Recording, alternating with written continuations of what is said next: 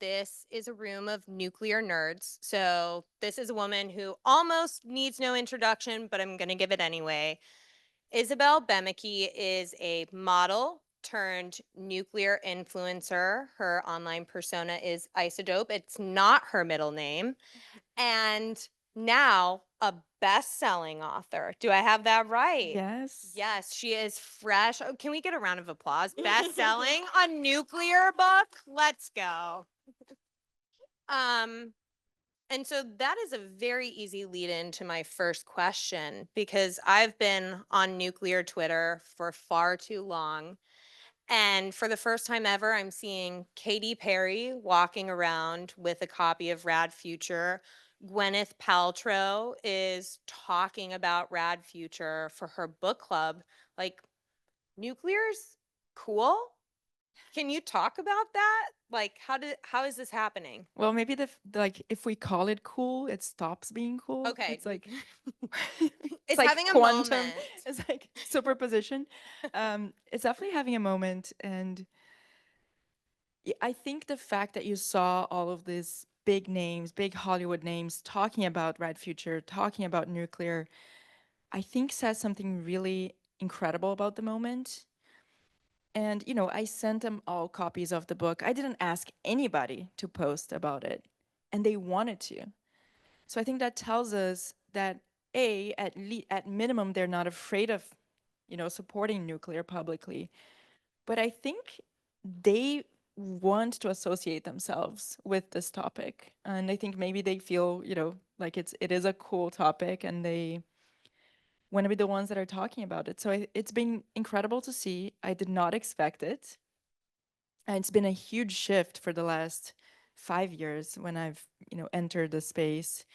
And, I think it's motivating to all of us here, especially those who have been in nuclear for such a long time, to see the celebrities driving this movement. Because in the 70s, it was also the celebrities who drove the anti-nuclear movement. So it's almost like it's flipped. If Gwyneth Paltrow was in the 70s, like Goop, I feel like she would have been anti-nuclear, but then a lot of us might have been. So this is I like a probably huge shift. totally, and I, talk about this. I maybe would have been too. We had way less information back then. We didn't really know, the impacts of the long-term impacts of radiation. We didn't know how many accidents there were going to be. And now in hindsight, it's easy to look back and say, yes, of course it is one of the safest forms of energy. But that's because we have so much overwhelming data. And back then that was not the case. So yes, totally. And it's incredible to see that they're just open to it and not afraid to say so publicly. Yeah, I was almost a little worried going into this event because we've done chats like this and we've worked together on campaigns. And if there's something that unites us both, it's a love of controversy. And so I was worried, like, if nuclear's gone mainstream, what are we going to talk about on stage? Um, and then we were coming to New York, and just before this conference, we heard there's the possibility of a rebuild at Indian Point, and that whole tech was looking at it. And I thought, ooh, perfect. So we actually had the privilege of going to Indian Point on Monday and seeing some of the work that's been done so far and talking to people. Can you tell, like, did that shape your opinion about what the potential was for rebuild or why it would be important for Indian Point to be part of this broader nuclear conversation? Well, so my nuclear journey has been like a lot of other people's journeys. When you come into the space, you're like, molten salt thorium reactors. That's the answer. If only we had built those in the 70s, so on and so on. And then you go, no, actually, forget about that. Dismantle the NRC. That's it. That's what we have to do. SMRs, advance. And then you come out the other, at least I have come out the other side. Like, sure, let's experiment, but you know what? The technology we have is pretty good. And how then do we clean up all these bottlenecks so that we can deploy the existing technology while also, enabling innovation? And when I looked at the low-hanging fruit of nuclear in 2021, in that case was how can we prevent early closures. And at the time, there were 5 plants that were at risk of being shut down prematurely: Indian Point, Diablo Canyon, Palisades, Dresden, Byron. That's it. And I focused on Diablo Canyon mostly because there was still some time. It was, I think, we were 3 years away from the closure, and because I thought that it was the most iconic nuclear plant in the country. This is where famous musicians were arrested, and Jane Fonda protested, and tens of thousands of people showed up to prevent workers from going in and building the plant. So my thinking was, okay, if we can keep this plant open, we're going to send a message to California, to the United States, but most importantly to the rest of the world, that people have changed their minds. They're open to nuclear. We're extending the license. And, we worked together on the Diablo campaign along with a lot of people in this room, and we were successful. But it wasn't clear that we were going to be successful. And as a matter of fact, almost everybody thought there was no chance in hell. I was just with Secretary Ernie Moniz, who wrote an op-ed for the LA Times, and he told me, he said, this is the right thing to do, but there is a 1% chance that it's going to happen. So nobody thought this was a possibility. Well, it was, and it happened. So what is the next low-hanging fruit for nuclear? It's restarts and rebuilds. And we're already seeing that obviously with TMI and with Palisades, and now with the possibility of Indian Point. So it's entirely it doesn't break the laws of physics. As a matter of fact, it's way faster and cheaper than trying to build something new, because you already have the transmission lines, you have, all the infrastructure. Obviously, there's a lot of work that needs to be done, but there is a lot that's already done as well. So I am very excited about that possibility. Yeah, I mean, I think that's a great point that like California was the center, the epicenter of the anti-nuclear movement. So if you could win there, that's a huge signal to the rest of the world. But then Indian Point did not die because of market forces. It was a profitable plant. It had many years ahead of it. It could have easily gotten a 20-year life extension. And the very anti nuclear forces that were at work in California were also at work in New York. And unlike in California, they won. So is this the next spiritual battle, perhaps? Like, what would this mean if Indian Point could have a second life? I think it's just further cementing, right, that the nuclear comeback, Hmm. basically. And I think it's almost like a case to be made for rationality and pragmatism. I remember speaking at this event about Diablo Canyon a couple of years before, the campaign, and people asked, really, what are the chances of keeping this plant open? It seems like a done deal. And I reverted the question back and I asked, how do you think it's possible? Do you think it's actually easier to replace an existing nuclear power plant's output with renewable energy? This is what people are telling you to buy into. And here is kind of the same thing, right? So you're telling me it's easier to build a nuclear plant from scratch, getting the license, getting the community buy-in, and than to rebuild this plant? No, it's not. So I think we have to be looking at this low-hanging fruit, especially because data centers, hyperscalers, they're looking for energy, electricity in the next 5 years. They don't know what to do. And we don't know how long this rebuild is going to take, but obviously it's going to take less than, starting from scratch. Right. And then going back to Diablo, the pro nuclear movement and sentiment was a much different situation 4 years ago than now. And there were plenty of people, I'm sure you heard it, I certainly heard it, saying, just let Diablo die. Like, don't rock the boat. There's a next generation coming. People are getting on board for new reactors. Like, why are you trying to rock the boat to save this old plant?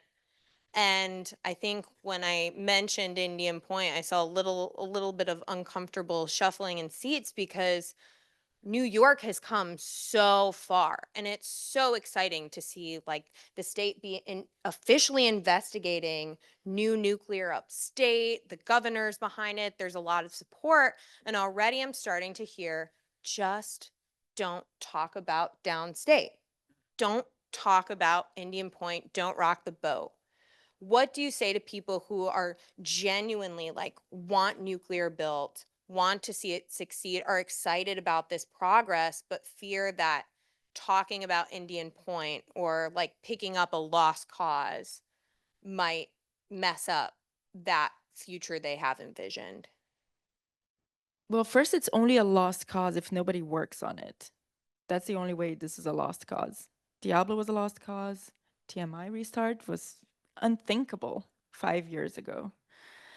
And so it's definitely not a lost cause. But then the other thing that I want to warn everybody in this room, we're all very excited about nuclear.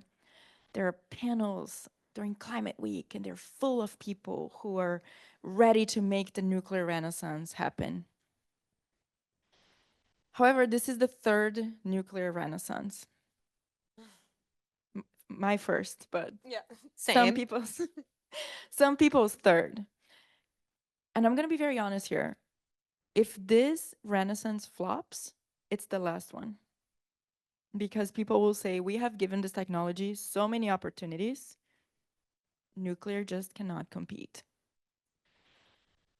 And so the most important thing is to take advantage of this momentum, of the public support, of the bipartisan political support, of the private capital, of the philanthropy coming into it. And the way to show that it's working is to add electrons made by nuclear onto the grid. And the sooner we can do that, the better.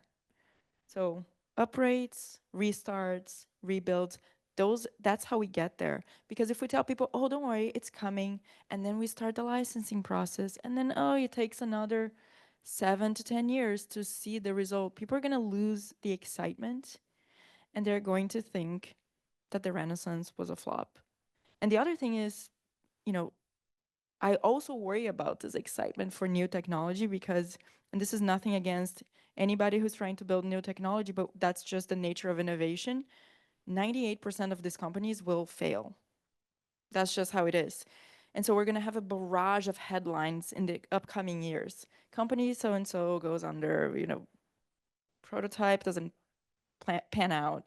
And so we have to be strategic about having consistent projects that we can point to and say that we're actually building on this momentum.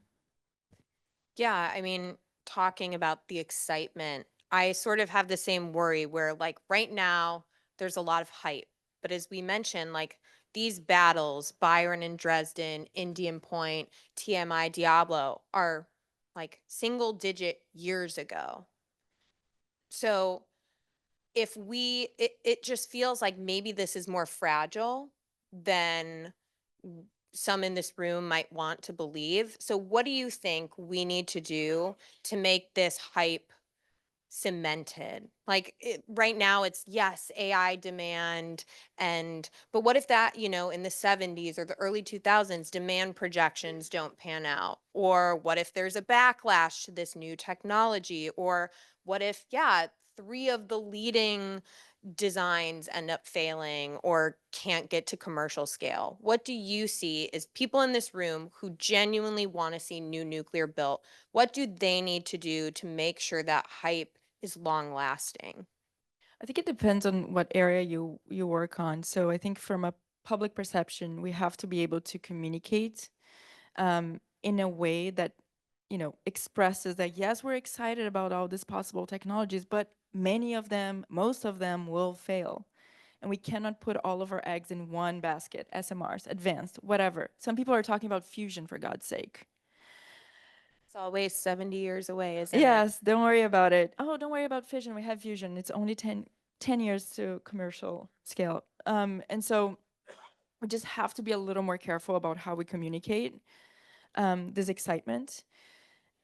And then I think from a philanthropy standpoint, that's why I gave a donation to the Nuclear Scaling Initiative, which is an initiative that brings together three different organizations: NTI, EFI, and Clean Air Task Force. And Clean Air Task Force worked with us on the Diablo campaign. They were instrumental in winning that battle. And that's what we're trying to do with the Nuclear Scaling Initiative is create aggregate demand. So bringing together a group of buyers that can settle on a design. They're going to make the choice. And then also create some sort of financial structure that de-risks the projects.